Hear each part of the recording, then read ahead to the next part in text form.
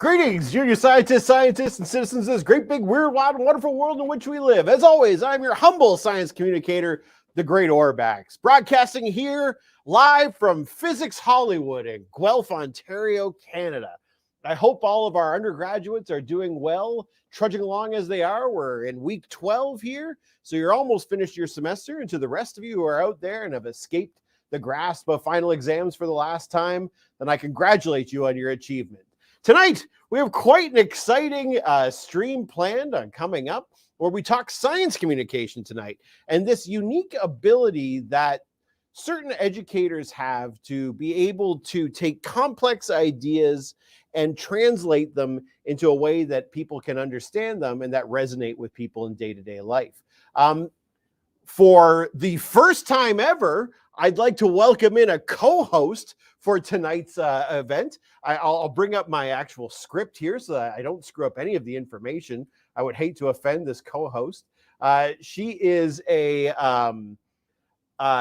previous guest on our stream here, and our co-host tonight is a professor in the Department of Physics here at the University of Guelph. She's been teaching university-level physics for more than 20 years, been doing public outreach for even longer. Her passion for teaching and learning has been recognized with many awards, including the Canadian Association of Physicists Medal for Excellence in Undergraduate Teaching, and even a 3M National Teaching Fellowship Award. She's an accomplished author, a blogger, a science communicator, and the co-founder of Royal City Science, a nonprofit dedicated to the pursuit of building a science center here in Guelph. Please put your hands together for a warm stream welcome to Professor Dr. Joanne O'Meara.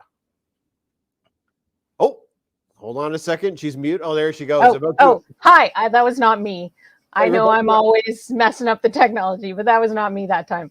It's not since Mel has left the stream that we've had somebody muted for an exorbitant amount of time. How's it going this evening, Professor? Oh, well, thank you very much. How are you? I'm doing well. Now, you have had quite a history of experience in science communication that's spanned decades at this point. And so I'm excited to get into it and discuss it a little bit tonight.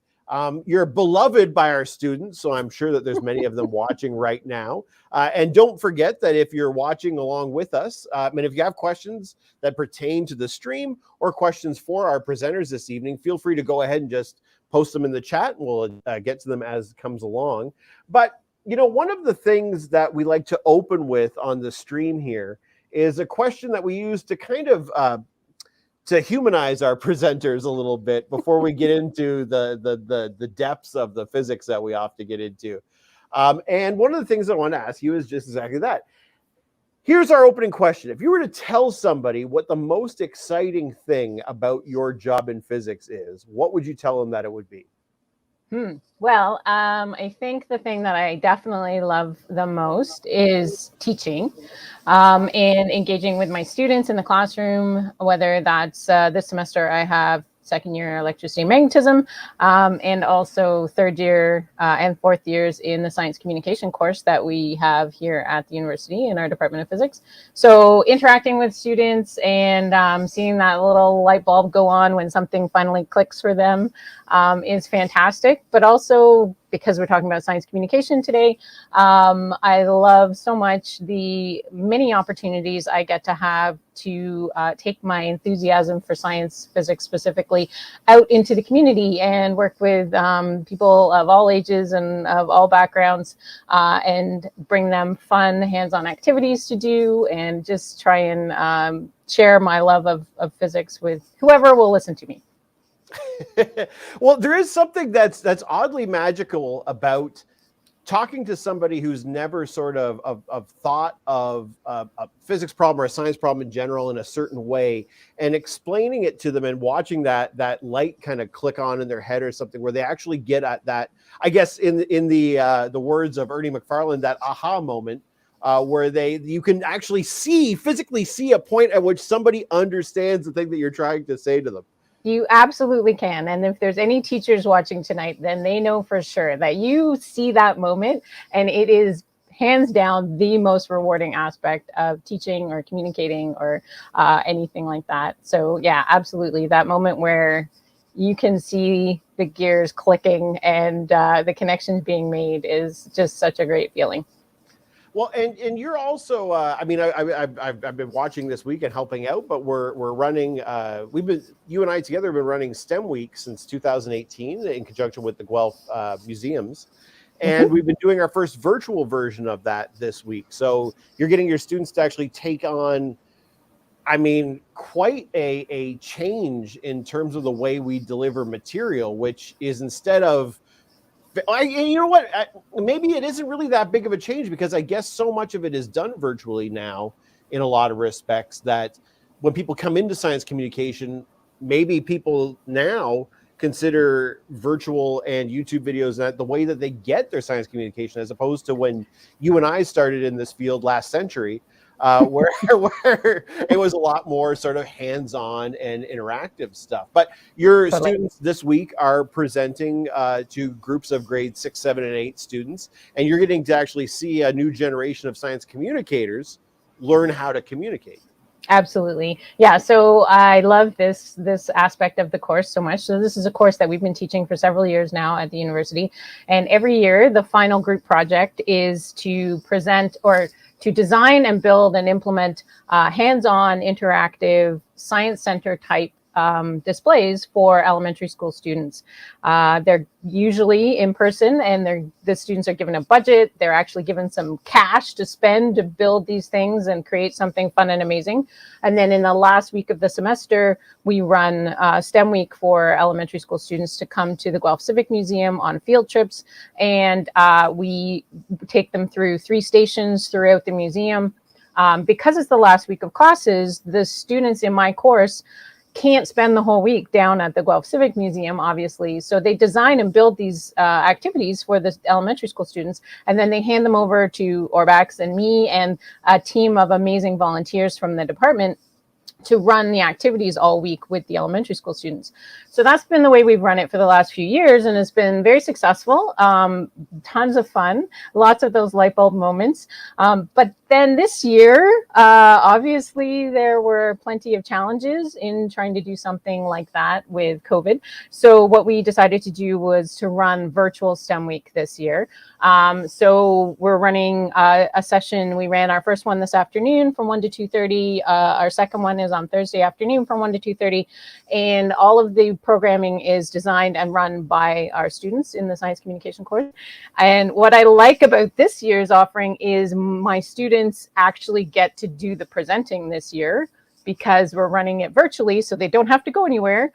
They just have to come to our studio on campus, and we broadcast live into the elementary school classrooms during our class time. So it fits in their schedule, and they get to do the presenting, which is a great way to kind of round out all the work they've done all semester in planning these activities. Yeah, it's pretty exciting, and my understanding is that there's also still slots available for Thursday's presentation. That if is anybody out there true. happens to be listening or happens to know of any teachers in that age range who are interested, I guess contact the Guelph Museums. Yep. If you check on their educational programming tab, I think on their website, it should be information there on how to register if you're interested. Fantastic. All right. Well, tonight you're joining me. It's my first ever time with a co-host, so welcome in. Thank you. I'm a little intimidated. Am I supposed to like try and keep you to any kind of like script or anything? Like what's my... Absolutely not. I have nothing prepared. Good. So we'll That's see good. All right. Excellent. Feeling a little pressure there. As I've been trying to express to students over the last couple of weeks, the most important thing with science communication isn't necessarily saying the right thing. It's making sure you don't say the wrong thing. And if you're trying to prevent me from saying the wrong thing, that might be the biggest task that anybody's ever had. So all right. Good luck with that. I'll give it a go. Fantastic. Well, I do want to introduce tonight's guest. We're very excited to have her join as she actually completed a bachelor degree here at the University of Guelph in biophysics. But our guest tonight is the author of The Joy of Sweat, Sarah Everts. She has a master's from chemistry at UBC, a master's in journalism from Carleton. She's a longtime journalist who's written for a variety of publications, including Scientific American, The New Scientist, Smithsonian, The Economist. She spent most of her career based in Berlin, Germany, but now is in Ottawa, where she's the CTV Chair Chair in Digital Science Journalism at Carleton University. In addition to writing about the science of sweat, Sarah's won awards and accolades for reporting on a variety of different topics in science journalism, everything from the dark history of chemical weapons and also using science to authenticate art. Let's give a giant, warm live stream round of applause and welcome to Sarah Everts. Welcome in, Sarah. Hey, thanks. Great to be here. So I guess I'll ask you the same question that I asked Joanne when she joined us, and that was this. If you were to tell somebody what the most exciting thing about your job is, what would you tell them? Well, you know, the greatest thing about being a journalist is you get to sort of airdrop into places and talk to people when they've done really cool things. So I guess what I would say is, you know, the ability to, talk to, say, a climate scientist who is studying, the atmosphere, and you can talk to them about, what the most recent important climate science is versus doing something kind of really silly, like talking to a scientist who smells armpits for a living, or, somebody who studies art and artifacts. You can do 3 interviews in a day and go from serious to silly to really cool. And I think that's the part that I really love. Well, and that really speaks to this idea of science communication, which I personally find to be one of the hardest things about it. Is you're expected to be able to liaise between such a variety of scientific fields and then report that to people in a way that they can understand. You've got a varied background. What's your background in terms of your studies prior to coming to journalism? So I did a little bit of everything. I should have realized a lot earlier than I did that I have a short attention span. So I love science. I had the real great fortune of working in a laboratory every summer of my undergrad. And because I did my undergrad in physics, I was doing physics research. So after my first year, I worked with somebody who did subatomic physics. And so I worked at a particle accelerator, but because I was like just a first year student, my job was to stay up all night, making sure the red light didn't go on while the grad students slept. So, and then, the next summer I, did some actual experiments, and the next. And, every time I started a new research project, I was really excited. I read all about it. And by the end of the 4-month summer break, I was, looking away. And so I thought, okay, I know that I love science. And I thought, okay, maybe it's physics. And so I thought, okay, I'll try doing something else for grad school. And so I went into chemistry. And the same thing happened. I was really excited. I was studying, how proteins turn into their 3-dimensional forms. It was kind of biophysics, kind of chemistry. And off the bat, really excited. After a few months, I started to get itchy feet. And one of the things you need to learn as a human is that when the same thing happens to you over and over again, it's not the other thing or the other person, it's you, right? The problem is you. And so I just knew. And I think we all come to that at different points in our lives, just how quickly we start to realize that. Yeah. And so I thought, okay, something's awry. I love science. I don't want to be doing it. And so thereafter, I quit out of a PhD program. I did a master's. And I thought, okay, what do I really want to do? I was in my 20s, and I thought what I really want to do is travel. And in order to travel, you need to make a little bit of money. And so I started to work as a science writer. So I was what's called a ghost writer. Mm-hmm. So I would write grants to get money from the government on behalf of researchers. This was at UBC for the Faculty of Science, or Faculty of Medicine, sorry. And then I also, wrote for funding agencies to explain in lay terms what the money that they were giving to scientists, what the scientists were doing with that money in lay terms so that policymakers and politicians and the public could understand. And so I effectively used science writing contracts to fund travel. And it was while I was traveling in Belize that I kind of got my first hit of journalism. I ended up in a cave. It was really cool. It was full of Mayan old artifacts. I met the archaeologist, and this ultimately ended up being my first story about going spelunking. You had to like swim into this cave and then spelunk for several hours to get to these really cool artifacts. And that was my first story written for a newspaper. And I went back, and this was when I thought, okay, I want to be a journalist. So I went and did a master's degree in journalism at Carleton, and from there, started working or freelancing, and ended up in Berlin, covering science that was happening over in Europe. So that was kind of my career trajectory, kind of more like Brownian motion than anything else. It took me a while to figure out what I want to do with my life.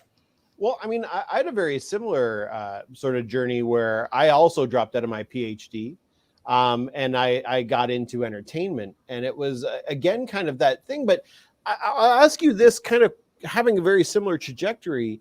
I mean, to me, entertainment was always something that I had been interested in tandem with science. Clearly, you don't just come into writing from nowhere. I mean, there's very few, perhaps Joanne's the only one I've ever met who's able to be a gifted writer immediately without any practice and can just write anything she wants and it's perfect. But was writing always a passion for you, something that kind of went side by side with science, or did you just happen into it through the grant writing? Yeah, that's a great question. And this is something I'd really encourage undergrads particularly to do, which is I ended up writing for school newspapers. Yeah, and nice. Particularly, I only got into this when I was in grad school, when I was depressed as anything, because I again couldn't figure out what I wanted to do, and so I just started writing for the graduate student newspaper there. I wish I had done that at the undergraduate level, because that was a really great opportunity to find out whether I liked to write. So a lot of people think they're going to like to write, but writing is actually a soul destroying experience. It's and I hard say work. that as a published It's hard work. Yeah, it's really hard. And I love the research that you do to interview people. I do like to get things down on page, but it is not easy. And if you don't enjoy it, you should not do it. Well, so, I've heard something said often where it's that writers love having written a book, they love having been published, they love being a writer, but they hate writing. Yeah, I don't know if that's universally true. That Joanne probably speak to that more than me. Writers like to have written. Yeah. Yes. Yeah.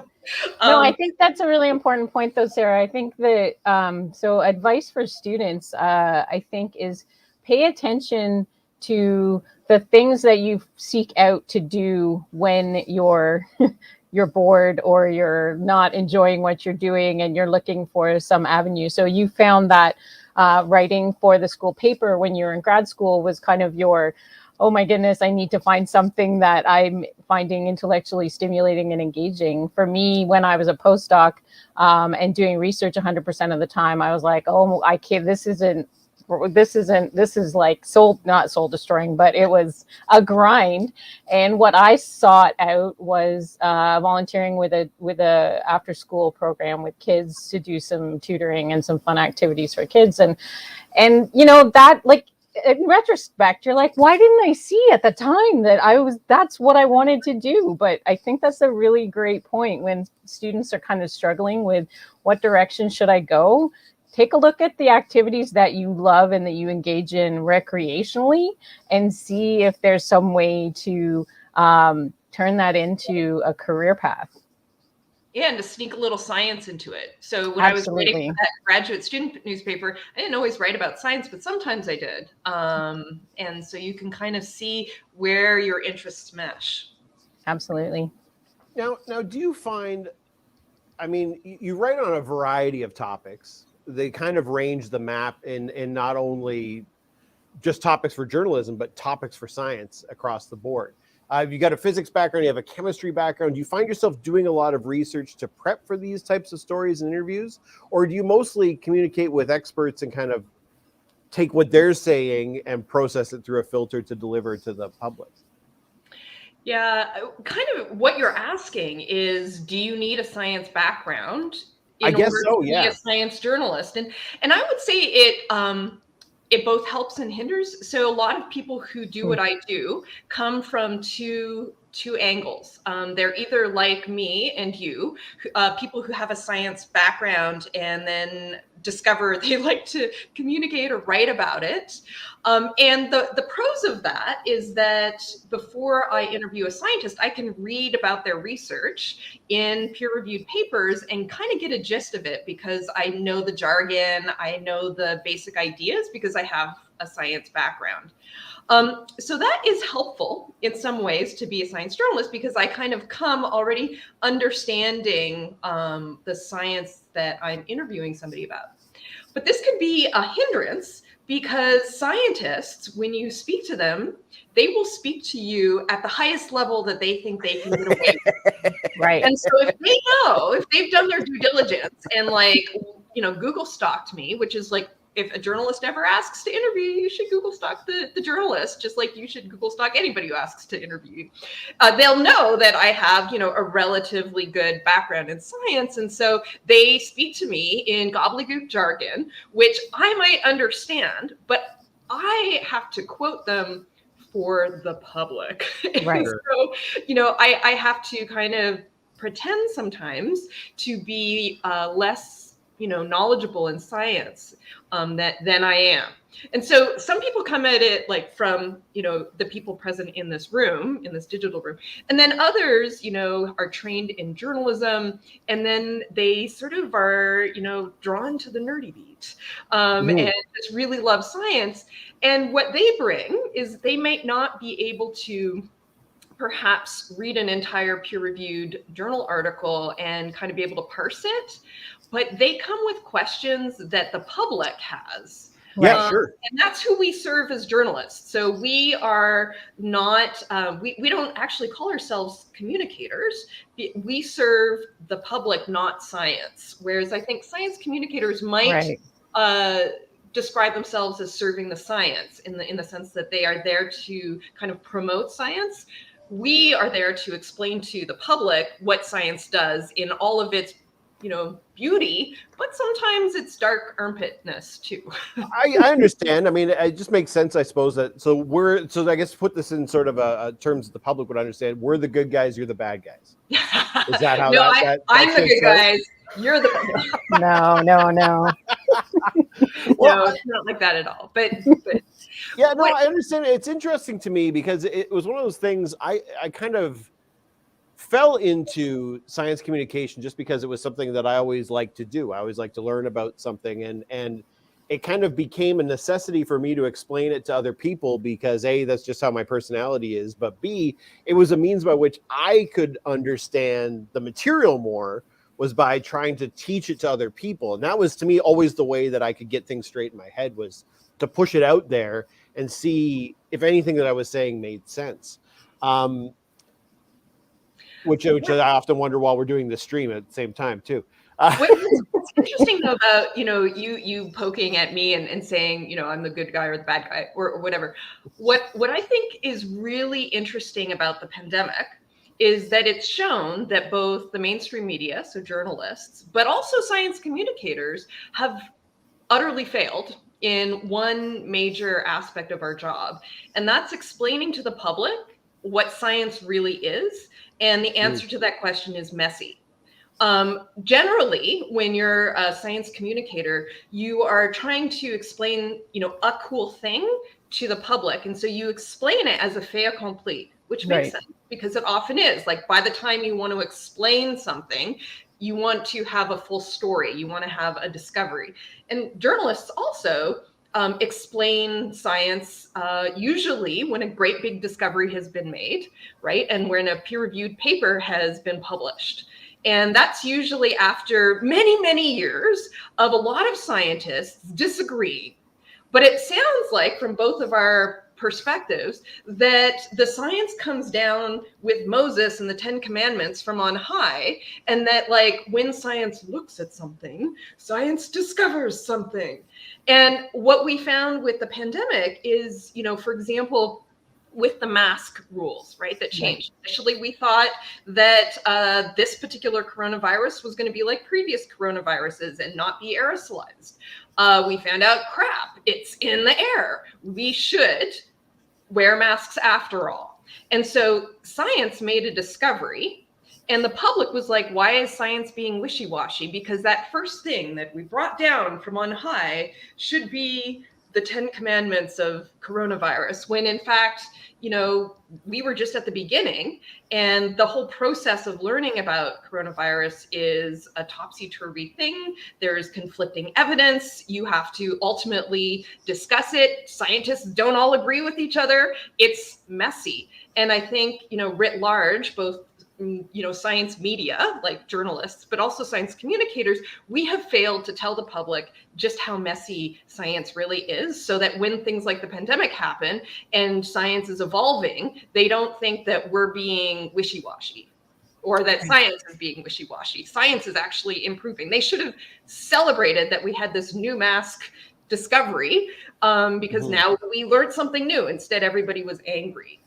So, and I think that speaks to us both being bad guys, is where I'm going with that.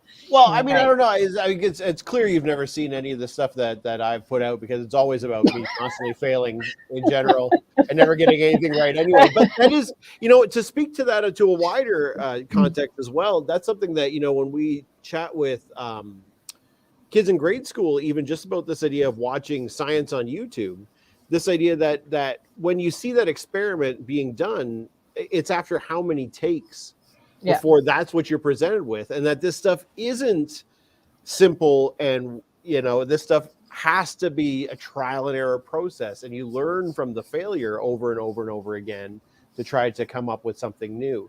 So yeah, I mean, it's true that it's one of those things that I people.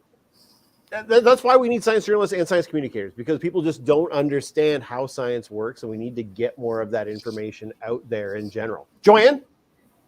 I agree. Very good. We'll talk more about how the sausage gets made, all the ugly parts, or how the tofu vegan burger gets made. Well, I think that does actually speak to when we started talking about the difference between doing the in-person, hands-on activities at the museum back in the before times when we were able to do stuff like that, versus what we're doing now with the virtual STEM week with kids watching us in Google Classroom.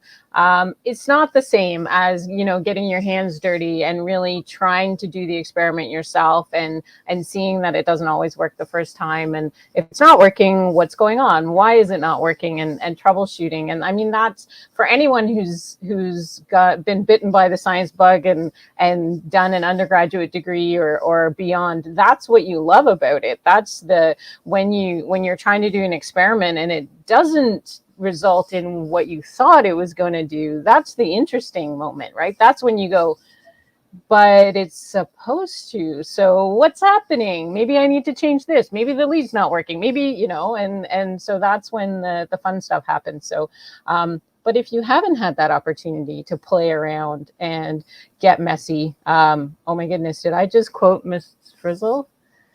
I hope so. Maybe. Anyway, then you don't have that experience with it, and you don't appreciate that that's truly how it works. I mean, we're fumbling around in the dark and trying to figure out how things work, and most of the time we have no idea, and that's what makes it fun. Well, we're half an hour in yet, and we still haven't. We haven't even talked about sweat. That's the thing. I was just gonna say, Sarah, you're the author of The Joy of Sweat. Let's chat a little bit about sweat and about your book. I mean, to start us off, do you want to give us the elevator pitch about the book? Oh, yeah, sure. So we all sweat. Many of us are kind of mortified by our sweat and kind of feel embarrassed about it, which is utterly crazy to me, because our ability to sweat is one of humanity's superpowers. Evolutionary biologists count bountiful sweating, so all that stuff that kind of embarrasses you, as, you know, one of the things that has allowed us to live in almost any part of the planet. So, for example, back in our savanna days, The fact that we could sweat, which means that we can cool down while we run. So most other animals use other strategies to cool down, but we can cool down and exercise at the same time. So when we were chasing prey that ran much faster than us, right? You would think, how could we ever catch that? Well, death by heat stroke's a terrible way to die. And if you're a furry animal, after you sprint away really fast, then the annoying human that's chasing you, you have to slow down, stop, and cool down so that you don't die of heat stroke. Well, the human who's naked, and by the way, we are the naked ape, we have all this real estate off of which we can sweat and then evaporate our heat away. So we can exercise and cool down at the same time, which means we can hunt prey that is much faster than us, like antelope and whatnot. So we catch up to them, they have to sprint again, we catch up, they have to sprint again, and ultimately they die of heat stroke. So anyway, sweating is this like amazing thing, and yet it's super taboo. So I wanted to dig into why that was. In part because I was a little bit mortified about my own sweat. I thought, do I sweat too much too? And I found out that there is a wonderful, weird world of people who smell armpits for a living, people who are able to do really creepy Big Brother investigations by analyzing the chemistry of your sweat. So a fingerprint is just inked in sweat, and you leave behind a little bit of your sweat with every fingerprint. And for example, you can find out from my fingerprint that I drank coffee this morning. If I had spiked my coffee with a little vodka, you would be able to see that too, because sweat is just sourced from the watery parts of our blood. So anything circulating in our blood comes out in sweat. And, we all have Fitbits to monitor our heart rates. The next level is a sweat patch add-on that will send you a little pulse alert when you're at the bar and you've drunk a little bit too much. And it's like, Sarah or Orbex or Joanne, you might want to take a cab home instead of, driving or biking. So yeah, so there's so much stuff, even like, there's like an artificial perspiration industry. There's like people who find love in the armpit. I went to Moscow and did a sweat dating event. That was fun. Finding love based on stink. So yeah, lots of stuff. That's the book.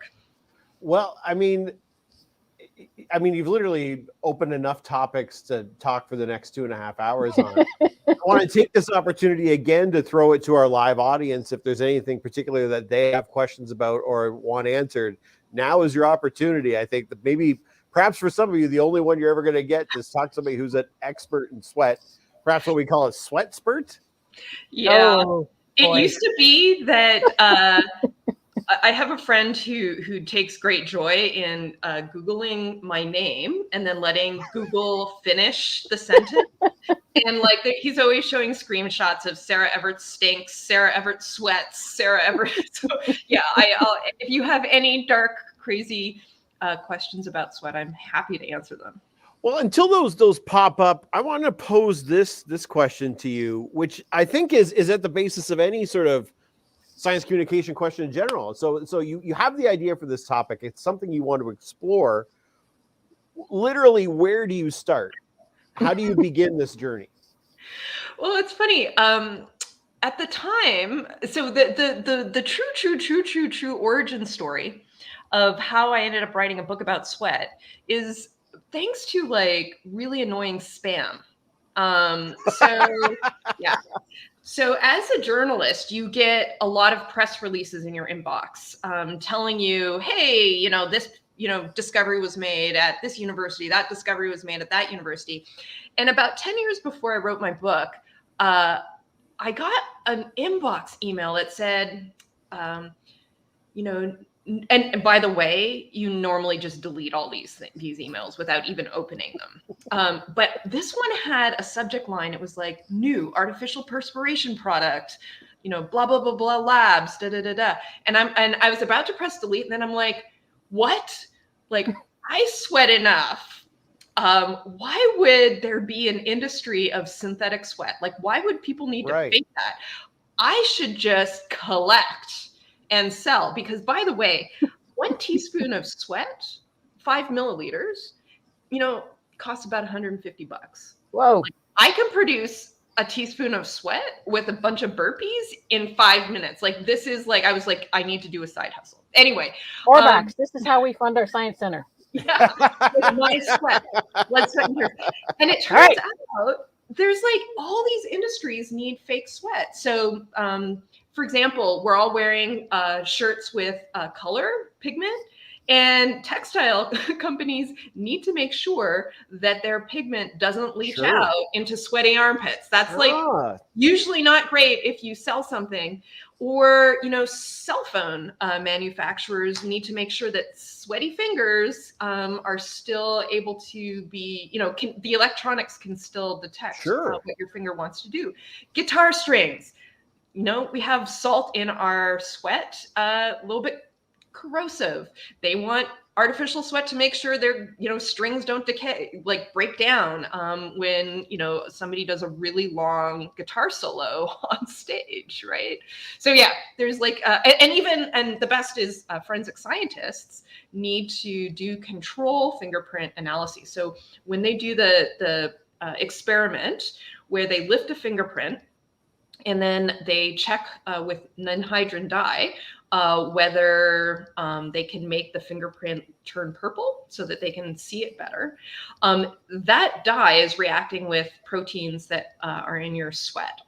And if you have lifted a bunch of fingerprints from a crime scene, you bring them to the lab and nothing appears when you do that experiment, you want to make sure that there just weren't any fingerprints, and not that the chemistry was crap. Like, what if one of the reagents just didn't work? So you always need a control fingerprint.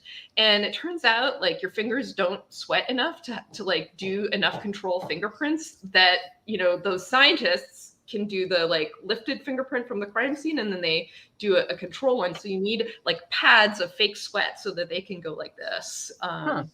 Yeah, tons of applications. Yeah, so that was kind of how it all began. So while we're on this, go ahead. Yeah, no, I was just going to say, while we're on the subject of how this all came to be, I mean, you clearly did an incredible amount of research to write this book.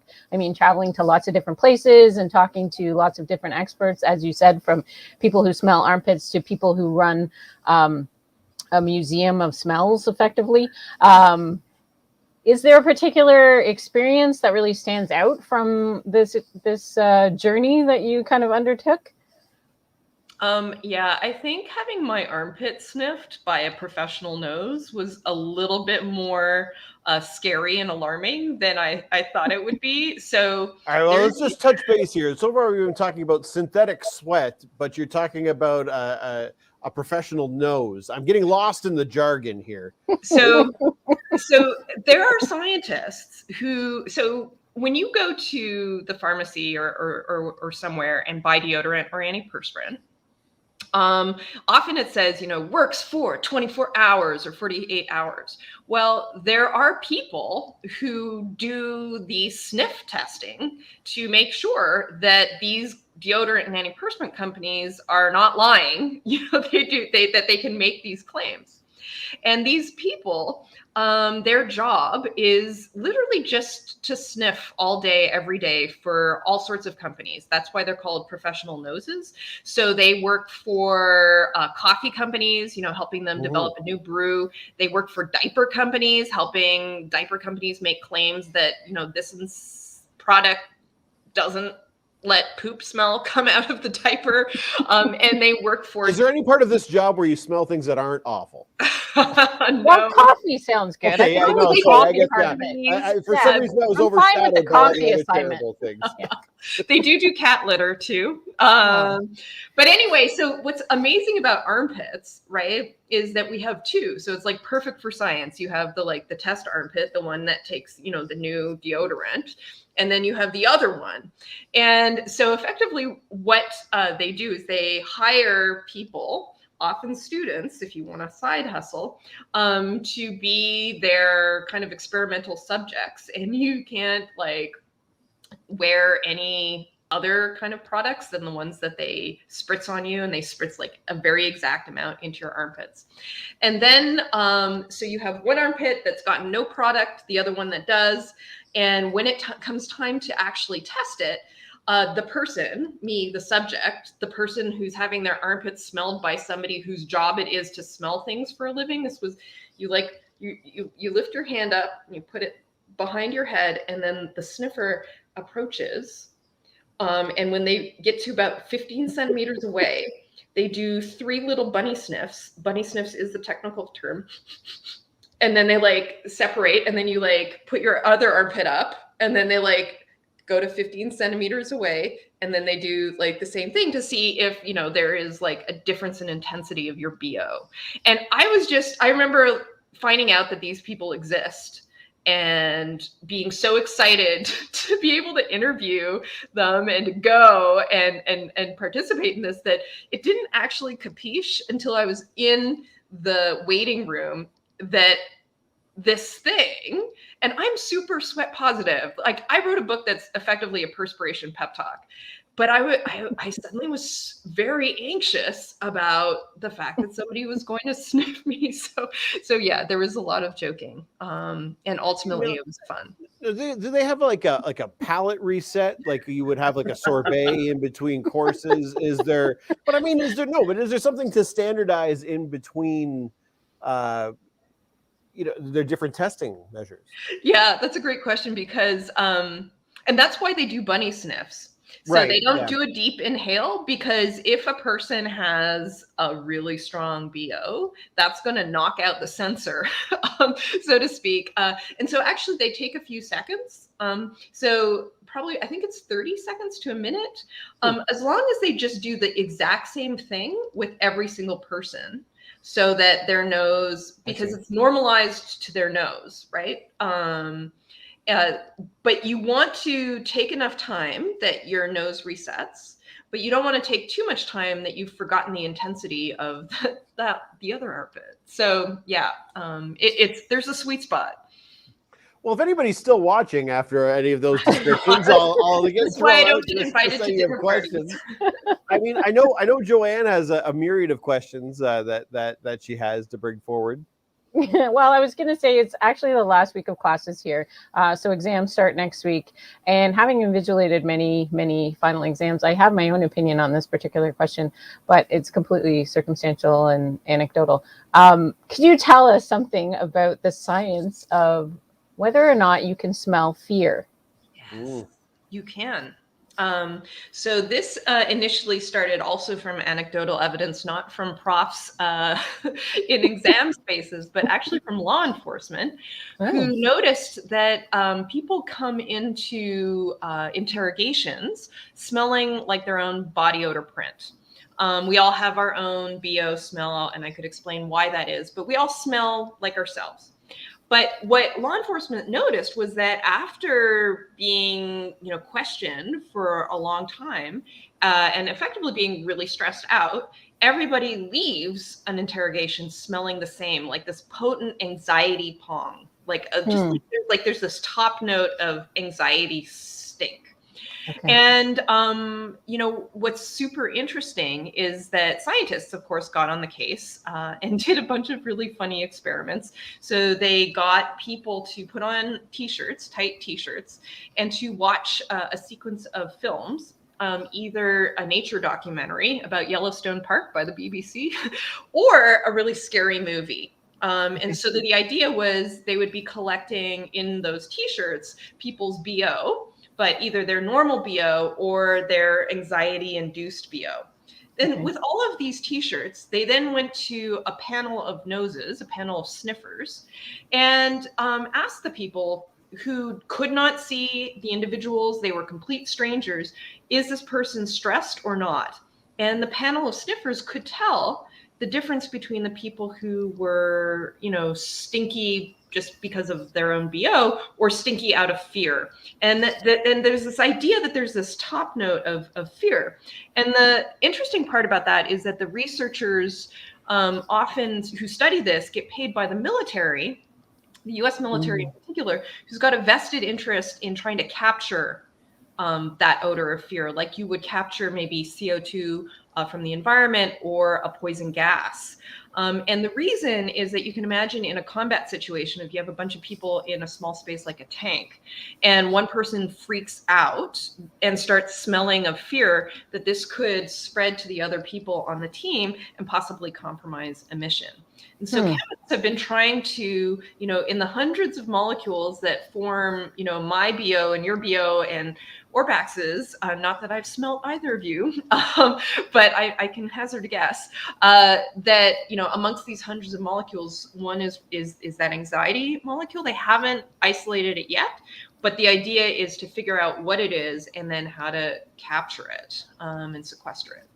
Cool. So how do they go about doing that? So they're collecting sweat in anxiety-riddled situations, and then how do they analyze for what the constituent molecules are?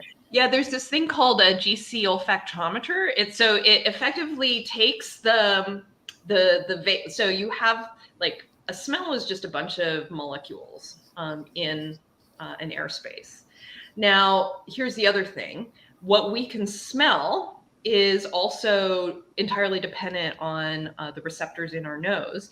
And we all express different receptors. And so actually, if we all had a really stinky person in front of us and we were in the same room, my perception of how they smell is going to be different from the way that the two of you smell them. And of the odors in that space around that person, there's many more chemicals in the air than ones that we can smell. And so what scientists do is they kind of capture that airspace, and then they separate the molecules in their sample, and one by one bring them up to a nose, and you can smell them one by one. And the hope is that somebody will be able to smell finally that anxiety odor molecule. Wow. But nobody's been able to yet. And I guess that kind of lends to a question that I've always been curious of. In many other species, there's been this idea of pheromones. I mean, specifically, I remember having it taught to me. I did a bee beard about 15 years ago for a TV show, where they instead of using the queen to simulate the new entire hive, they just took queen pheromone and put it in a small vial, put it around my neck, and then when the hive separated off, I got to have 20,000 bees all over me, attracted this, thinking that I was the new queen. In many ways, they were right. But I guess the question is there any sort of track history of there being human pheromones? Does that exist? Oh, so that's like a really complicated question. And sort of the answer is, I used to live in Germany, a combination of yes and no, nein. So here's the arguments in favor. So for example, we reach sexual maturity in adolescence, which is oddly enough the same time that we get really stinky. And so this kind of combination suggests that one is related to the other. Many other mammals, for example, have pheromones. And, we like to use them, we like to think of them as sex pheromones, but most of the animal kingdom that does use pheromones doesn't just use odor for mating. They use it for all sorts of other communication, like, oh, he's related to my Uncle Bob, or she is already had 2 pups, or she's in estrus, which means she's fertile. So there's all sorts of communication that happens. And so scientists have been searching and searching and searching, and the problem is they've not been able to pluck out a single molecule that is actively a sex pheromone. That doesn't mean that there isn't excellent evidence that there is. So the best evidence comes from this T-shirt study that was done by Klaus Wedekind back in the 90s, early aughts. He did a whole sequence of them. And effectively what they did, and By the way, all of this research is done in, heterosexual individuals who are cisgendered, and, the greater diversity of human sexuality and gender identity is unfortunately not studied by science, and that should change. But in this particular case, these scientists took the body odor of heterosexual men and gave it to women to sniff. And the women found the men most attractive when their immune systems were such that any progeny that they would have in combination would have a very strong immune system. Oh, interesting. And that's not very sexy, but it makes a lot of sense because for most of human history, our major foe has been microbial. It's been the plagues, it's been the infections and cuts. And so it behooves us, if we're going to bother procreating, that we should make a baby that's got a decent immune system. But this is like in stark contrast to the sexy notion that you can buy a pheromone cologne and like put it on and then like there's like a come hither moment. And, when you think about the actual pheromones that have been discovered for other animals, so the first was bombacol, and bombacol is made by a silkworm moth, by the female. She releases it, and literally every male in sniffing distance comes right at her. It's like the chemical definition of a booty call. Or you have pigs where the male makes a sex pheromone in his saliva. And when he breathes heavily on a female in heat, she will immediately switch around and lift her rump to invite him to help her start a family. And so these kind of like automaton reactions, like we don't see this in humans. We've developed other ways of communicating. We've developed self-control. So probably in the vestiges of our history, we had, probably all sorts of odors and smells and things that we could learn from each other. But now it's been dialed down by the fact that we're very visual people. But there's probably, in the background, some things poking at us because, a lot of people like express, the experience of having smelled somebody and just been like,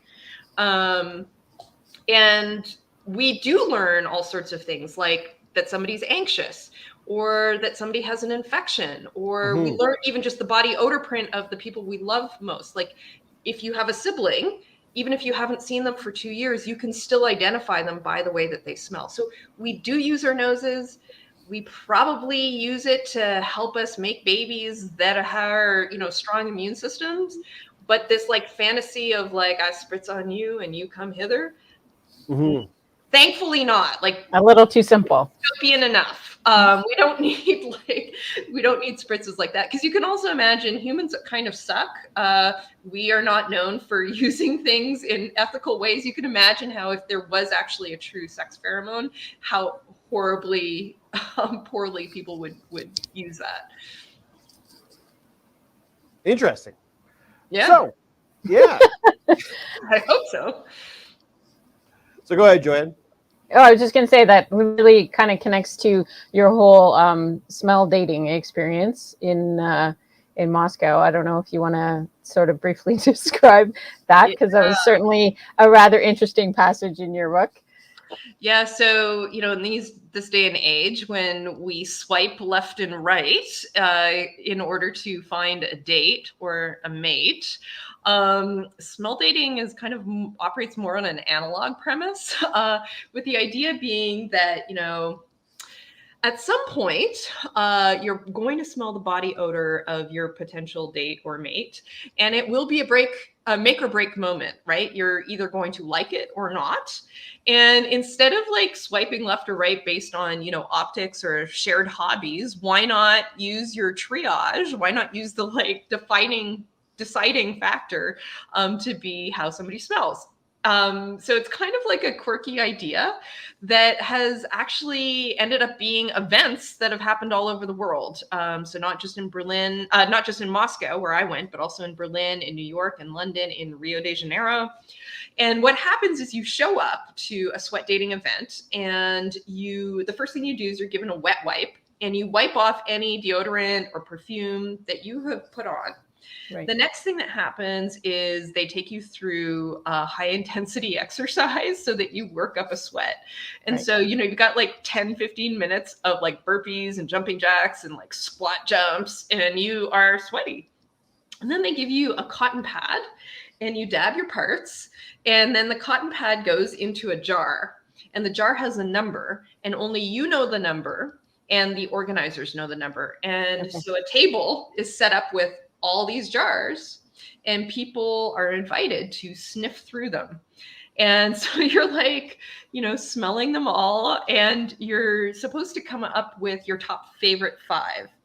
And much like kind of Tinder and some other, dating apps, if I like your smell and you like my smell, then it's a match.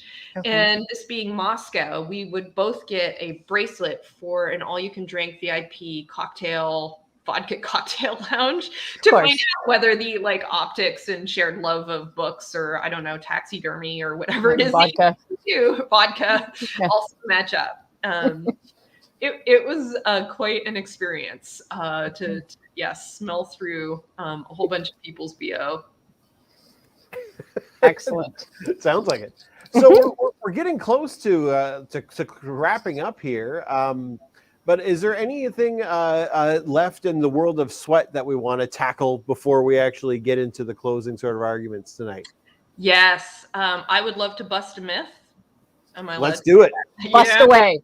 Bust a myth. Okay, so the thing that drives me inordinately nuts is when I hear at like exercise gyms or saunas and spas, people say that sweating is like a detox strategy. This is totally and utterly untrue, and reveals a fundamental lack of understanding about how the human body works. So sweat is sourced from the watery parts of blood. So when you get hot, your veins squish up against your skin, which is why people who have lighter skin turn red. And your sweat glands source the sweat, the liquid, from the blood rushing by. And so it effectively filters out the red blood cells and the immune cells, and everything else comes out. And so if you were to detox, right, the idea is to get rid of crap that's in your blood. By sweating, you would literally have to sweat out all the liquid in your blood, like all of it, in order to get all the crap out. That would leave you dehydrated and most likely dead. Okay, so you're saying it's a bad move to get rid of all the liquid. Seems like a in the flaw. blood. Yeah. Instead, we have kidneys. The kidneys filter our blood. That's what those things do. Send it out in pee, right?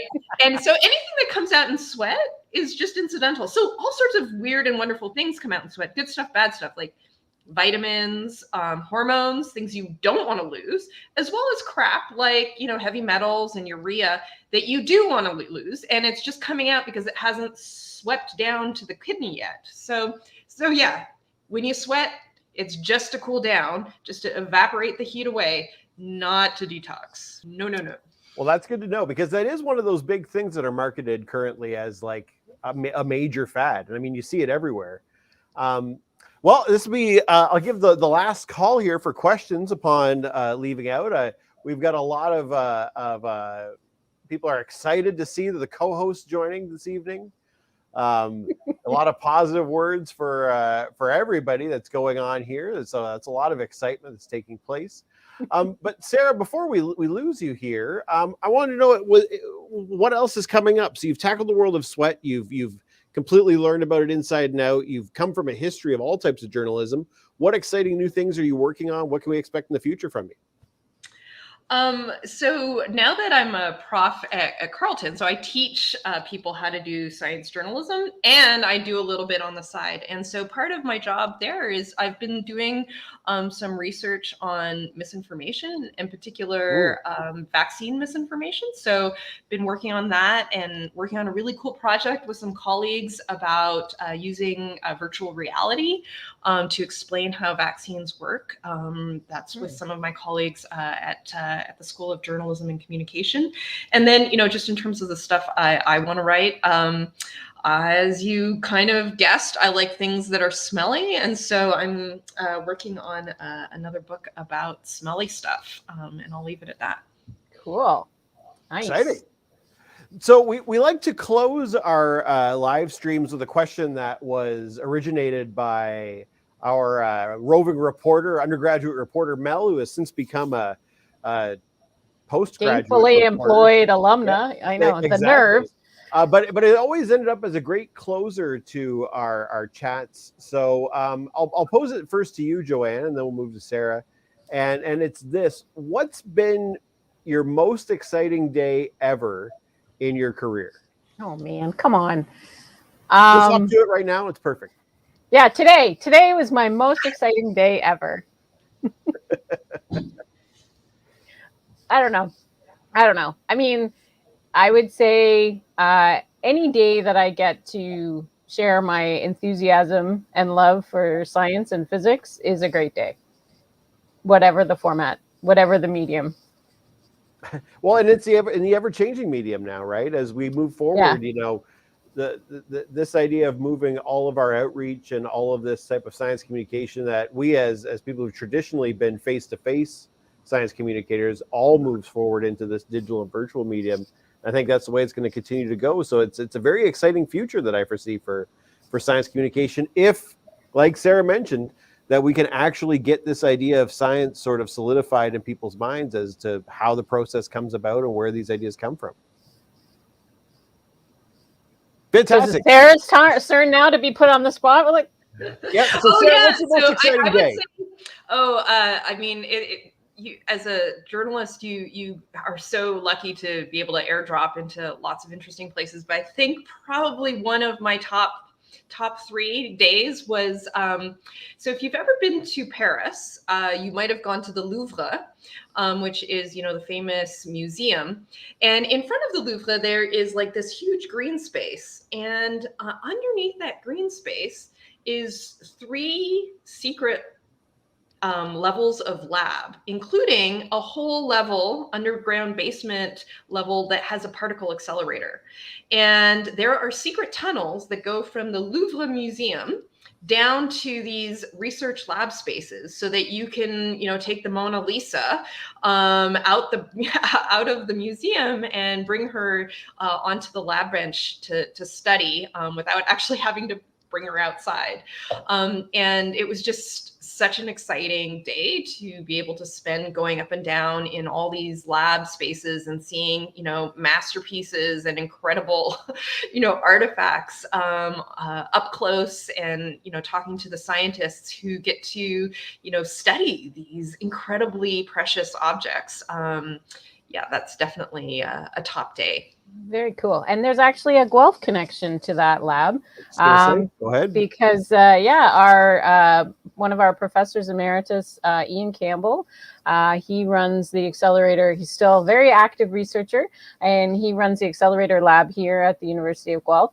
And he and colleagues wrote the software that analyzes the spectra that come from PIXI, particle-induced X-ray emission analysis that is often done with these accelerators. So there's a PIXI lab in the Louvre that uses Ian's software to analyze the data that comes from analyzing the Mona Lisa and all the other wonderful artifacts that they get to put in their machine in the Louvre, or in the basement, the sub basement. That's so cool. I didn't know that. Yeah. It's always such a strange thing. Guelph Physics seems to be everywhere. Yeah, we got our little fingers in lots of little really interesting places. Well, I'd like to thank you both for joining us tonight. Thank you very much for co-hosting the evening with me, Dr. O'Meara. If students, anytime, my pleasure. If students or our viewing population, if any of them are interested in following any of the stuff that you're doing, Dr. O'Meara, where would they do that? Oh, good question. So if you want to know more about what we're doing at Royal City Science, which is our not-for-profit organization that we started last year, we're royalcityscience.ca. I also have a science blog that I call wonderwhy.ca. And I guess I'm on Twitter as Neutron Joe. Fantastic. Thank you so much. Sarah, we'll say goodbye to you off the air, but for now, can you tell us the same thing? If people want to follow your work and your research and see all types of exciting new bits and bobs coming out, where do they follow you? So I have a website, SarahEverts.com, just my name. And also I'm pretty active on Twitter. So yeah, also just Sarah Everts. So pretty easy as long as you know how to spell my name. Fantastic. Well, thank you so much for joining us tonight, Sarah. It's really appreciated for your time. This has been really fun. Thank you. An incredibly elucidating conversation. I've honestly, I've learned more about sweat this evening than I thought that I ever would. But again, thank you to everybody else for joining us this week. I know that we're in week 12 here of exams, and that it can be a stressful time for all of us. But just remember, looking at what we're talking about this evening, there's life after university, and things continue to move forward. So you never know where this strange journey will ever take you in this great big weird wild wonderful world in which we live. As always, yet again, I'm your humble science communicator, the Great Orbax. We'll have streams that continue to go forward through the rest of the semester and into 2022. If you'd like to follow us on social media, we're at Guelph Physics on YouTube, on Instagram, and on Facebook. And until next time, have a science-tastic day.